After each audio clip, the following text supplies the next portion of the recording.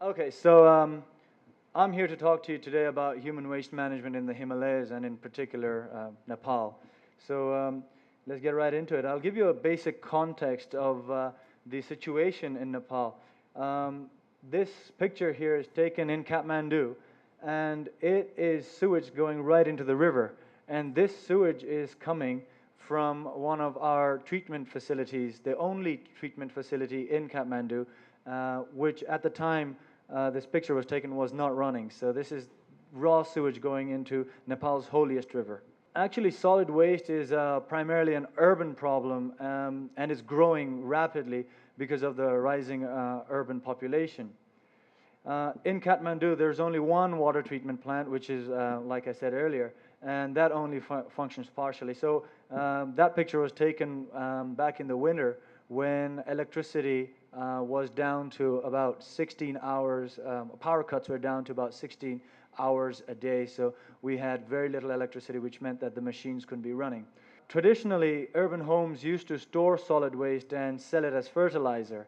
That, of course, is no longer applicable in most cases since, again, like I said, the fields have all been turned into homes, so the rising urbanization. But in rural settlements, solid waste is still used as fertilizer. So this is a basic concept about what Nepal and how Nepalis treat human waste and how they think about it. So very little concern about the situation. Maybe not concern, but very little has been done about it in our capital. So forget the rest of Nepal, forget the remote corners of the mountains. So the Himalayas cover 3/4 of the land in Nepal, so it's very, very important from a biodiversity point of view. It's home to, as you can imagine, it's home to many species of flora and fauna, and 118 species of birds and 26 species of butterflies are found just in the Sagarmatha National Park alone, which is where Mount Everest is located, Sagarmatha being the Nepali name for Mount Everest. So also within the national park, there are animals such as the musk deer, the wild yak, the red panda, the snow leopard, and the Himalayan black bear, very unique animals. So from a biodiversity point of view, it's a very, very important place. Now there's more than that, more importantly than that at the moment, is the economic benefits of the Himalayas. And I always stress the economic benefits because without people being able to secure a good daily wage, they're not going to be caring too much about protecting the environment. First thing is to feed your family. The second thing is to look after the environment. So it's very important to also talk about the economy. So tourism, first of all. The government of Nepal generates millions of dollars of revenue from mountain royalties and services, and I'm sure a lot of you who've climbed in Nepal know how frustratingly high those fees can be. And of course, local businesses and economies also benefit from the mountaineering and tourism and trekking tourism. So it's a very important aspect. In fact, it's one of the highest foreign revenue earners in Nepal after remittance. So after Nepali workers who send money back from working abroad, tourism is the biggest industry. Employment generation is also a very important part. It's not only the five-star hotels and the airlines that make a lot of money, but also the porter. Even the people who make the baskets and the sandals for the porters get the tourist dollar. So it's a very important aspect, and the tourists come to see the Himalayas, so this is a very important aspect of it. But the Himalayas are also a very important source of water for drinking and irrigation, and also for industry. So very, very important there. In fact, 1.3 billion people are said to live within the watershed of the basins of the main rivers that start in the Himalayas. So 1.3 billion people, that's about a quarter of the world's population. Hydropower is a very important aspect for Nepal if in its future development. We are said to have about 83,000 megawatts of potential hydropower in Nepal. Potential because we haven't been able to tap into that yet. And another thing that the Himalayas also give us is the recognition around the world. When I go anywhere in the world and I say Nepal, they may not know where that is, but the moment I say Mount Everest, they go, "Ah, Mount Everest." So it gives us that identity. It's the thing that introduces us to the world. to the local people, there are a lot of timber and non-timber forest products that help sustain their livelihood. So this is in a nutshell, the Himalayas are very, very important to the people of Nepal. Focusing more specifically on tourism, more specifically on tourism, there's a lot of human impact on the Himalayas. As you can see, the two pictures there, this is a trail. This is by the side of a trail. It's just garbage dumped right next to the trail. And this is Jorsale village next to the Dudkosi River. This is on the way to Namche Bazaar. So, mountaineering expeditions and trekking groups have in the past left a huge amount of garbage and waste on the mountain. And garbage and human waste not only destroys the beauty, but as we've heard, it deteriorates the mountain environment, and also it's a huge health hazard. And finally, the drinking water sources have been known to be contaminated due to seepage from human waste. Before I talk about the SPCC, I'd just like to talk to you about the human waste management in the Himalayas. So, the disposal of human waste is one of the most serious issues facing the Himalayas right now, because with ever increasing tourists coming to Nepal, it is a burning issue. Garbage is becoming better managed, but human waste is still that icky thing that people don't want to talk about, people don't want to touch. So it is becoming serious because in the past we never had tourists reaching more than 500,000.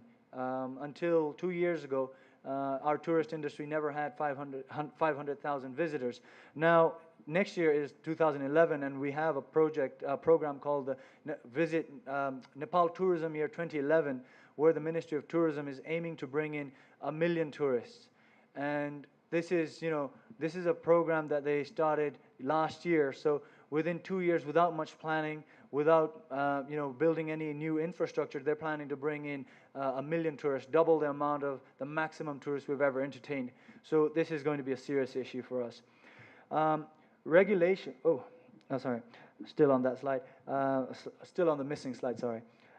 Regulation for trekking and climbing groups concerning human waste are to a large extent not monitored and not enforced. Where there is regulation, a lot of people just ignore it, and this again is because of a lack of resources for one thing, but also a lack of motivation from the authorities for another.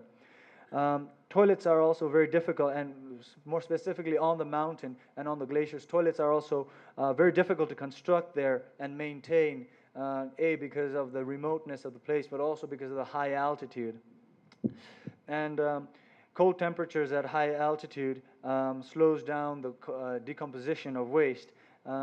If you were listening to me earlier, most of my questions were with regards to decomposition in high altitude, because it's such an important concern for us.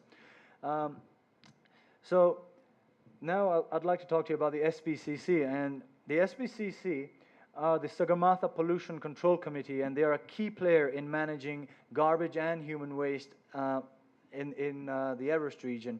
And in a moment you'll hear more specifically on Mount Everest. The Sagarmatha National Park is an NGO that is run entirely by the locals in the Everest region, and they are actually authorized. They have a license given to them by the government of Nepal to collect fees for fixing ropes and ladder on the Everest icefall route. So if you've heard about the icefall doctors, as the group of Sherpas are called, the team of Sherpas, they fix ropes and ladders over the crevasses so the many foreign and Nepali Sherpa climbers can get safely from base camp over to Camp 1, up to Camp 1.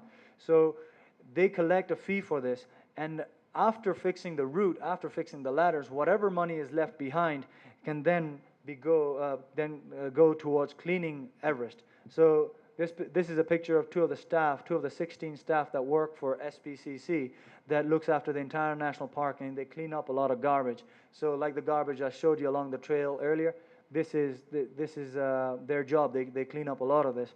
So again, education comes into this aspect, which I'll be touching on a little bit later. So SPCC's work at Everest Base Camp. SPCC is responsible for monitoring and enforcing the use of blue barrels at base camp. at base camp, Mount Everest base camp, we are not allowed to go to the toilet on the ice. As you can imagine, that's a very bad idea. So we are forced. Well, we are forced. It is required of us to do all our duty in a blue barrel. However, we are free to urinate on the glacier. Nobody's ever done any study on the impact of urine on the glacier.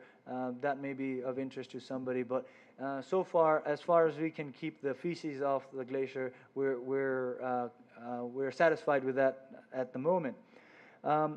So what happens to the barrels is that it's collected in a blue barrel, and then SPCC is then will then monitor, will then look out if you are actually taking them off the glacier. And in fact, they do have staff assigned to different camps, and those staff come, they weigh your barrel, and they collect 60 rupees per kilo of waste in the barrel, so about 85 cents.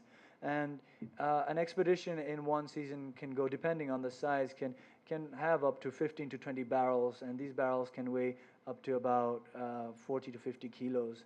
And the waste is then taken off the glacier and taken to a nearby village called Gorakshep. And there's a pit near Gorakshep, and it's all dumped in there.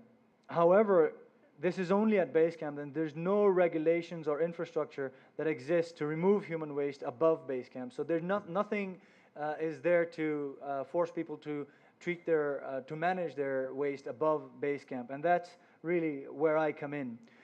The Eco Everest expeditions was something that I came up with back in 2008, and that's the first time I ran it.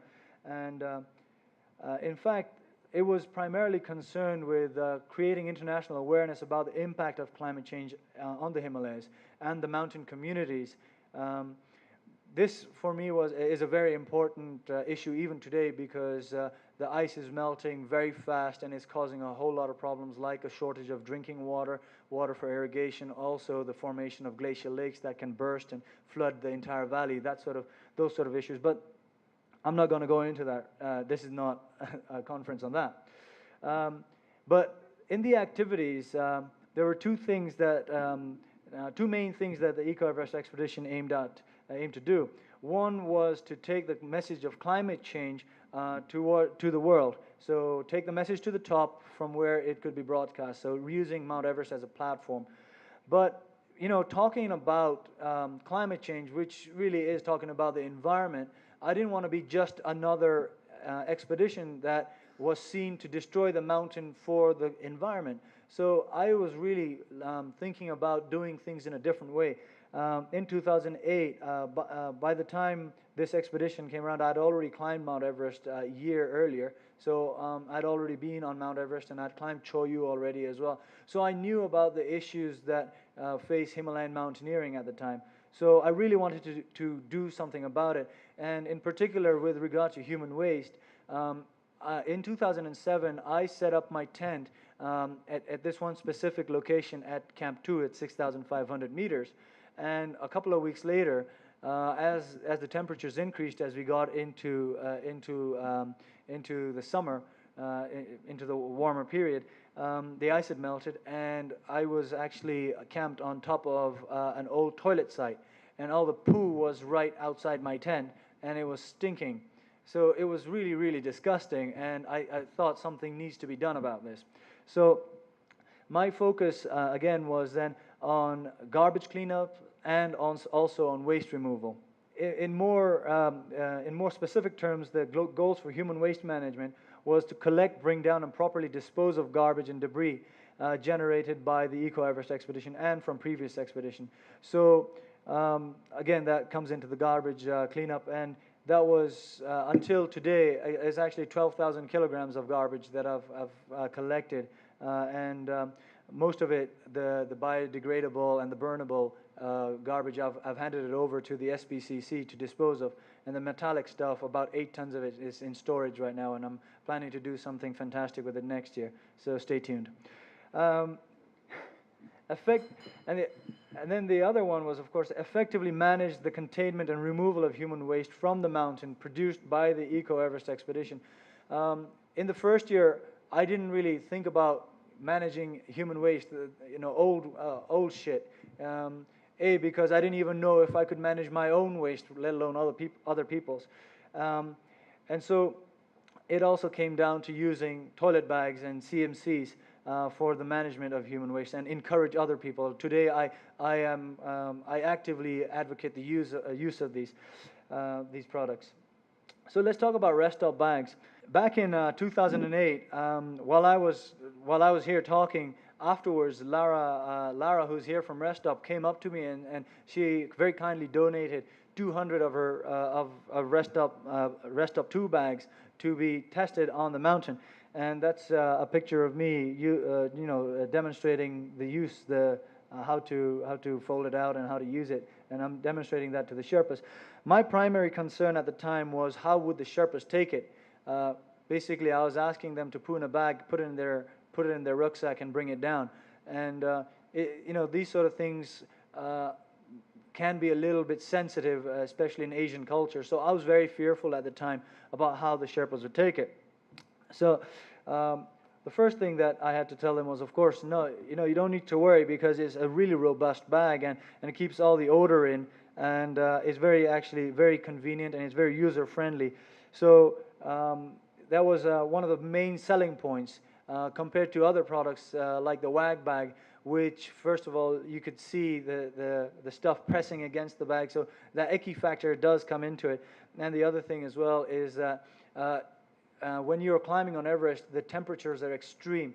During the day, they can be up to 40 degrees Celsius. It can be very hot, and so with the heat, it does get pretty smelly. After use, the bags are sealed and stored, and each climber is responsible to bring their own bag back down, which hasn't always happened. A lot of people, like I said, they don't have an issue using the bags, but when it comes to carrying it down, there always seems to be loose bags hanging around base camp, and nobody wants to take ownership of them. So those are some of the issues that I have noticed in the back in the past.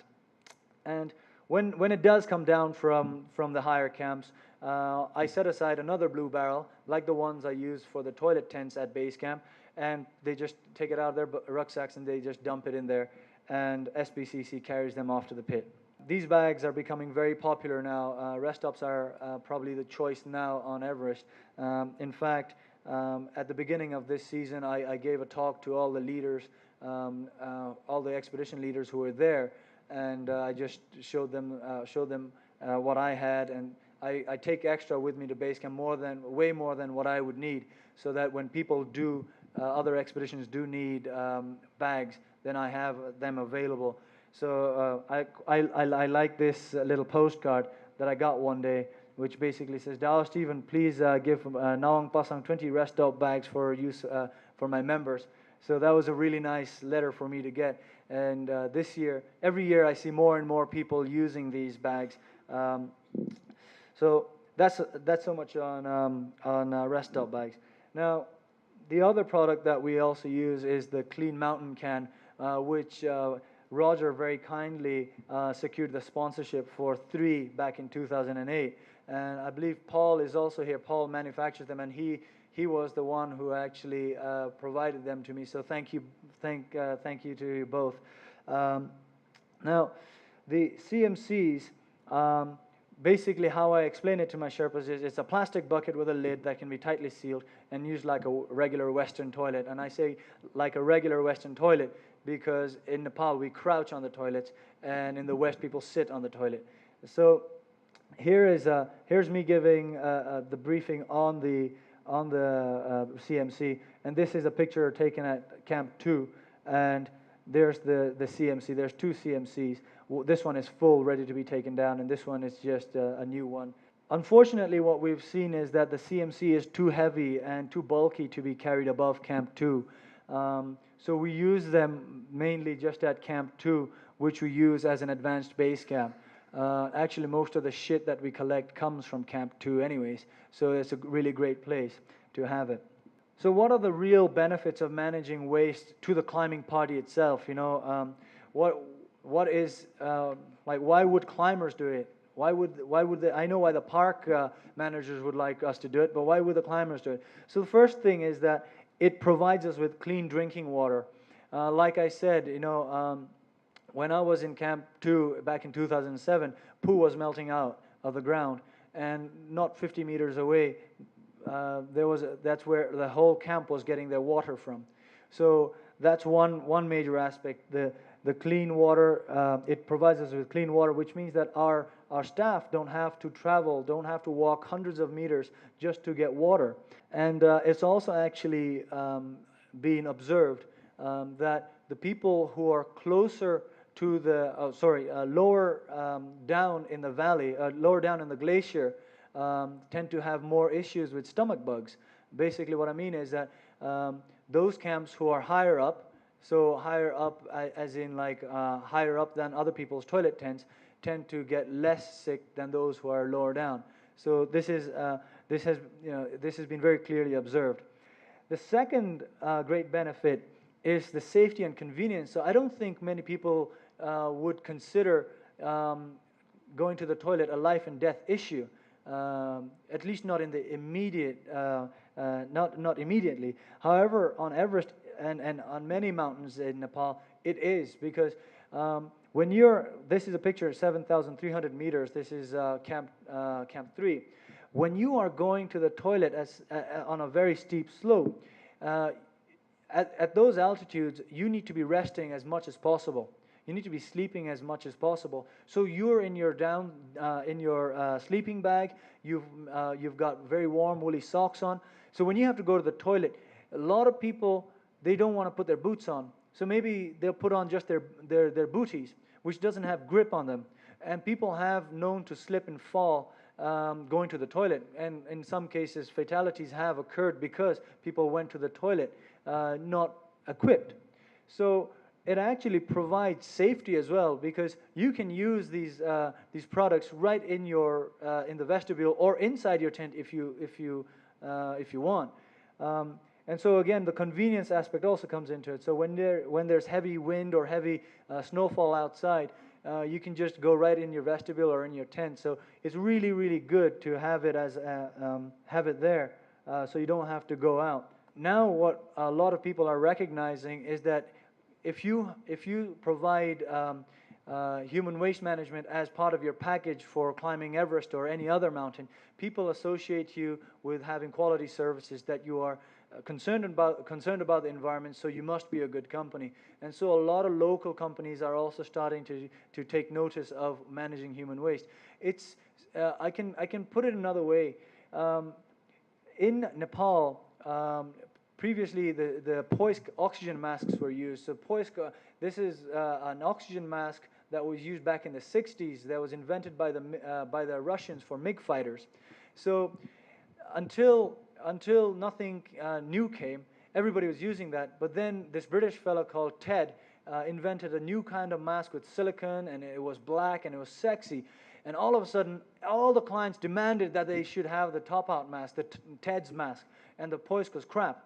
But the Poisk oxygen mask had been working for 50 years before the top-out mask came. So it didn't mean that it was a bad thing, but people wanted the new thing. People saw what the sexiness of doing this thing. So really, creating that demand is important.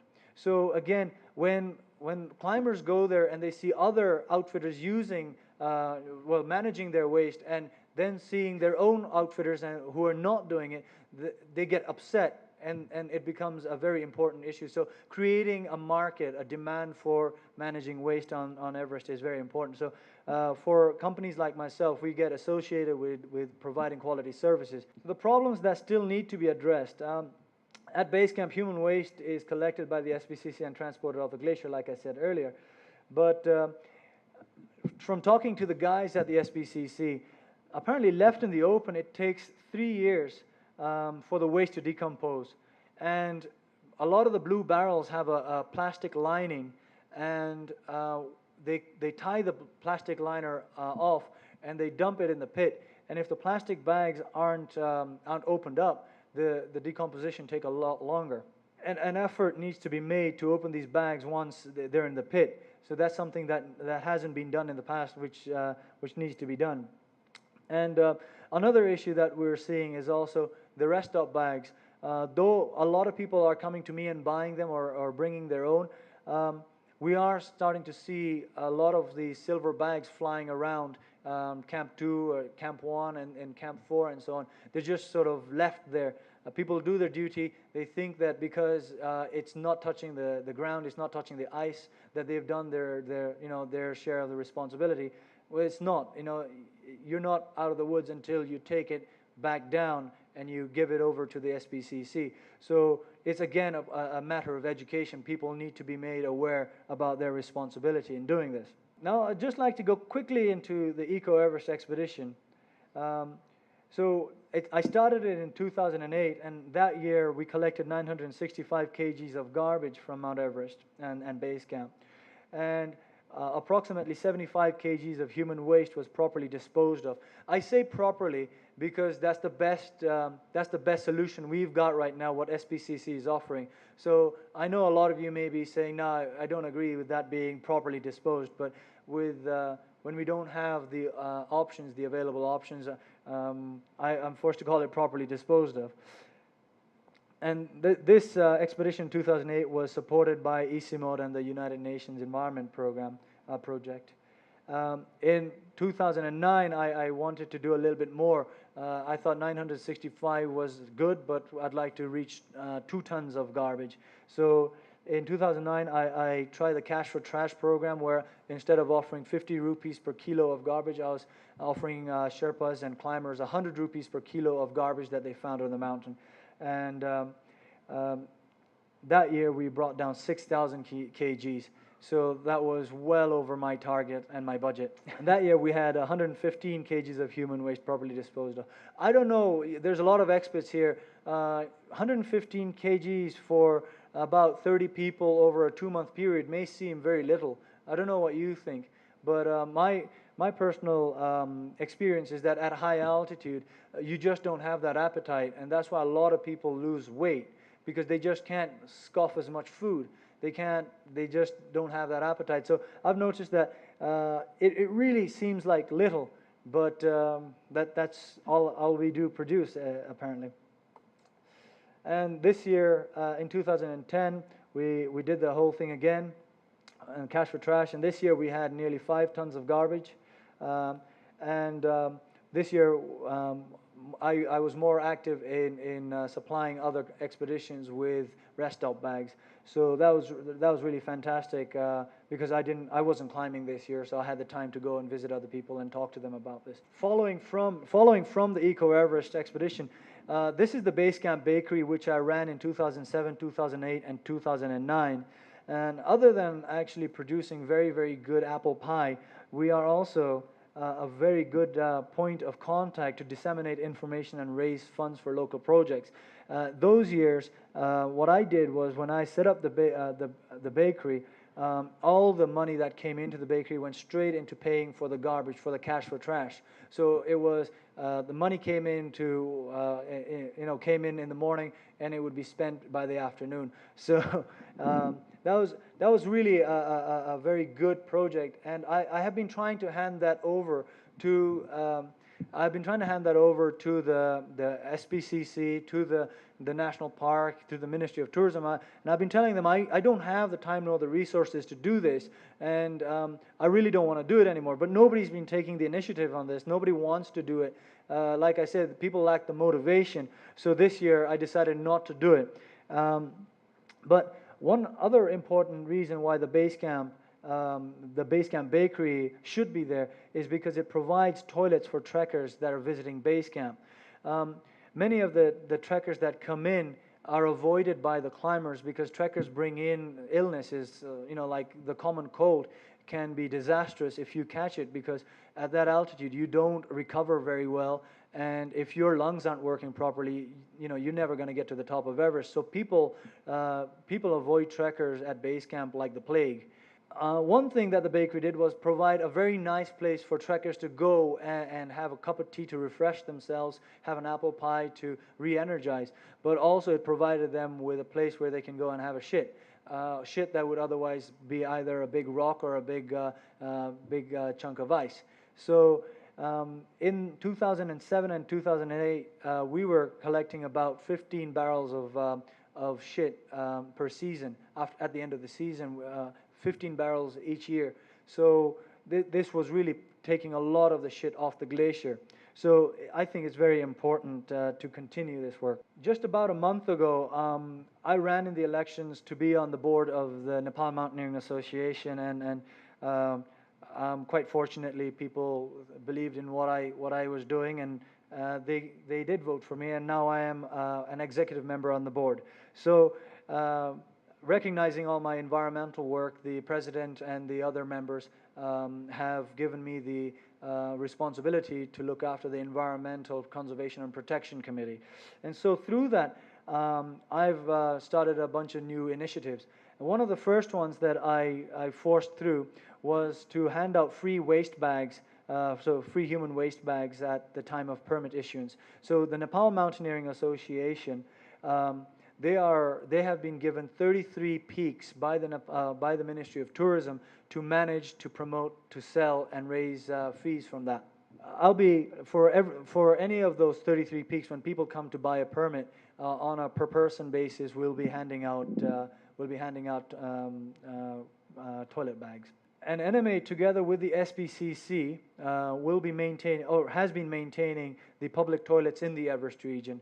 And this needs to be done a little bit more vigorously, with a little bit more enthusiasm, because, like I said, people are lacking motivation. And if you go to a lot of these toilets, these public toilets, they're in a dire situation, not unlike the one in Huascaran. Yeah, near Huascaran. It's in a similar situation. So we need to address that situation soon as well. So maintaining the public toilets. New NMA information boards will be made soon. There are old ones. There are about 10 old ones, but now I'm going to be building 15 new ones, which will contain not only information about if you don't have a permit, we're going to prosecute you, but rather saying things like, the money that you spend on the permit actually goes towards maintaining these very sensitive areas, these very sensitive places. So that's one thing. But also on an awareness point of view, we've identified the various different key people who need to be who need to have awareness programs, which are the mountain hut owners, the lodge owners in the Khumbu region. They are the managers, the operations managers of trekking companies, who have most amount of contact with the trekking guides and the porters. So, and the third being porters themselves.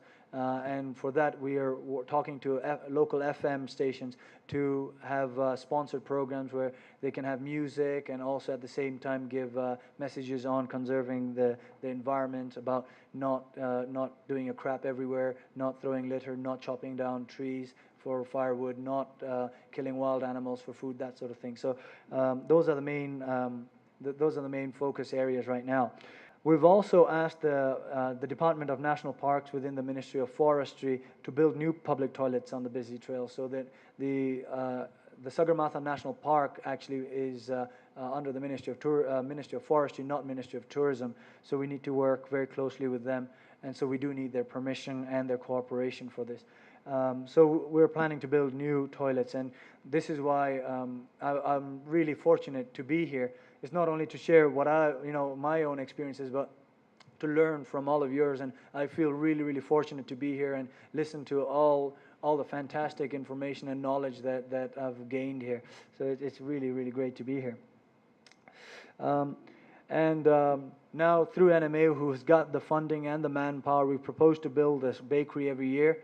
And all the funds from the bakery will go to the SPCC, whose only source of income, like I said before, is fixing the icefall route. And the Ministry of Tourism is taking a very, very keen interest in making the use of human waste bags mandatory on all expedition peaks, not only NMA, but they've been consulting us, and they've put forward a proposal, a mountaineering policy amendment proposal to the cabinet. It's now in the cabinet of ministers, and they're discussing it. So if all goes well, this will be mandatory in Nepal. But not only in Nepal, the China-Tibet Mountaineering Association has shown great interest in also doing this similar, and they've asked us to send them samples of rest stop bags, of CMCs, etc., and about how to manage these things. Management of human waste is one of the easiest ways in which people can help in preserving the mountain environment. It just really comes down to every person taking their own share, to recognizing their personal responsibility in doing this, and not thinking it's somebody else's job. Education, like so many speakers before me have said, is one of the key aspects to making a success out of it. And like the use of the toilet bags, the rest stop bags, and in littering everywhere, people need to know that you need to take it away. You need to give it to the authorities so that they can dispose of it. New waste disposal projects need to be implemented as well, and like I said, building new toilets and doing awareness programs, etc., need to be implemented. And the enforcement of baseline sanitation standards need to be addressed by the local authorities. But I'm wondering if you could elaborate a little bit more on how this has been received by the Sherpas working on the mountain, both dealing with it, and then also if you've built the human waste removal into the wage structure for loads on the mountain. Actually, like I said earlier, my key concern was how the Sherpas would take it. In fact, they took it in a very surprisingly amazing way. As one of my Sherpas said, before it was in my stomach, now it's outside. What is the difference? So that's how they see it. And furthermore, Everest is considered a holy mountain, and so a lot of them feel like they're doing a religious duty by not leaving their shit behind. Everybody feels guilty about it, but the Sherpas felt especially bad because Mount Everest is considered holy, so they felt a great sense of relief. And of course, they felt like they're doing good karma as well by taking to this. So that was a fantastic. They really took to it in a fantastic way. The packing out of waste is done by a select group of porters. In fact, not Sherpas. These people are actually they are traditionally from the Hindu caste. If you look at the Hindu caste, they're from a very low caste, which are used to dealing with human waste and so on. So they don't seem to have a problem with this. But again, this is changing nowadays. People don't really care about human waste or anything like that. I mean, especially Sherpas. And actually, the key to succeeding in getting people to carry the waste down from the higher camps, where only Sherpas work, was actually to talk to key important Sherpas, like the Sardar, the leader of the Sherpas, and explain to him the importance about it. And if he himself carries the first lot of shit down, then all the other Sherpas don't have an excuse. It doesn't make them a smaller person. It doesn't make them a less valuable member of society. So it was really important that the Sardars did it, and myself as well. The first lot of shit that were carried out by myself and my Sardar.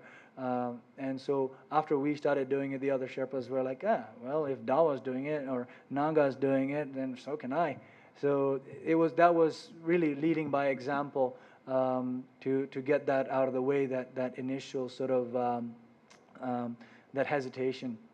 So what is the alternative for expeditions that are not bagging it in any way, shape, or form once they get above base camp? Just in the snow somewhere? Yeah, unfortunately it is, and it still is the solution for a lot of the expeditions. You're climbing up the mountain and you see a lot of crap along the trail. You're walking around camp, you see a lot of crap behind rocks and just directly on the snow, on the ice. It's really, really nasty, and that's why I'm trying to make this mandatory, that everybody uses it. It's so cheap, People are spending up to $70,000 to $80,000 climbing Everest. I mean, come on, spend an extra $30 and get these bags. It's not that difficult. I noticed your Cash for Trash program. It's a great program. You went from 965 kilograms to 6,000 in 2009, but then dropped to 4,805 in 2010. What do you attribute that to? Did you change any sort of strategy, management strategy there, or was it just, what are the reasons for that, do you think? Well, in 2008, I was doing it for the first time. I didn't call it cash or trash at the time. It was just, you bring garbage, I'll give you money for it. And at the time, I was giving 50 rupees, so about 40 cents. Sorry, not 40 cents. How was that? I don't know. Anyways, half of what I was giving anyways. So I was giving 50 rupees per kilo, and I got 965. So the next year I thought, okay, I want to double that. I want to get 2 tons. And so I thought if I double the amount of money, I'll get double the amount of garbage. So with that very sort of simple mathematics in my head, I went and did that. And very quickly I got more than my target. So I got 6 tons. And in fact, at the end of the season, Sherpas were coming back to me and saying, "Oh, I'm really sorry, Dawa sir, there's no more garbage. I'm so sorry." And I was saying, "No, don't be sorry. That's fantastic." But then in the autumn again, I had another expedition. So this was in the spring, and in this autumn of 2009, I had another expedition. So I went and had a look around. And because, quite possibly because of climate change, or global warming, the warm summer, whatever it is, as the ice melts, the old garbage comes out again. So by the autumn, more garbage had come out. So this year we are doing the same thing, but by 4,800 kilos, there was no more garbage left at base camp. So there definitely is less garbage. If you speak to any of the mountaineers that are there, especially Mark Tucker, Dave Hahn, who are from IMG, they used to go into the pinnacles, as they're called, just past base camp on the way to Camp 1 before the ice fall. So there are a bunch of pinnacles where people used to just go treasure hunting, because there's so much crap out there. They could find things like knives, old tin cans. I mean, back in 2008, I actually found a tin can that was dated. It was Campbell's soup from 1962, so it must have been from the American expedition. So people really did find a lot of stuff out there. But now a lot of the climbers are upset with me because they can't go treasure hunting because there's nothing to find there. So I imagine it's because a lot of it has been collected, a lot of it has been cleaned up by the cleanup efforts. And did you have any problems with climbers trying to cheat the system at all? Yeah, of course. Put their expedition trash from that year into a different bag? Yeah, actually, a couple of times, some of the climbers, they would put like rocks inside the bags, and it wasn't not that much, but it's still the principle of it. And so it was more than me, it was my Sherpas who got really upset about this, and so they then took it on themselves to do random checks. So every once in a while, they would make everybody, they'd just lay out a big tarpaulin sheet and make everybody dump their garbage out. And in fact, we caught a couple of those guys this year doing that. And, immediately it's like, "Oh, no, it's not my garbage. My friend told me to go and weigh it because he's up in Camp 2 and he can't come himself." So very quickly, people stopped doing that. And so, it was an issue, not a big one, but now it's not anymore. But, it's fine. It's not really that big. The other thing is that garbage, like new garbage and old garbage, can be very quickly identified. Paper, for example, if it's new paper, you still can read the writing on it. Whereas if it's like, at least if it's anything like a year old, it's soggy. You can't read much of the writing on it. So it's very easily distinguishable. So how do many of the commercial operators, the Western operators, have they bought into your ideas? With regard to the human waste? With removal of waste management, do they see it with maybe not the passion you see it, but certainly from an economic value? Yeah, actually, they have. Some of them have been doing it in the past, but just not as as enthusiastically as I've been doing it. And one of the reasons I can see is because as a foreigner, it's very difficult to go and tell Sherpas to do something like carry shit. So I saw that as a big sensitivity, which was inhibiting a lot of people from talking about it, doing much about it. Whereas I myself, being a Sherpa, could talk to other Sherpas, and there was none of this cultural issue, or none of the white man being treating the Sherpa as a lower person, that sort of thing, which sometimes can become an issue. Tourists treating their Nepali staff as a lower person. I think that was one of the biggest hindrances to them doing it in a more sort of active way. But now, since I've been doing it, a lot of other expeditions are doing it as well, and they're very, they're very excited about doing it as well.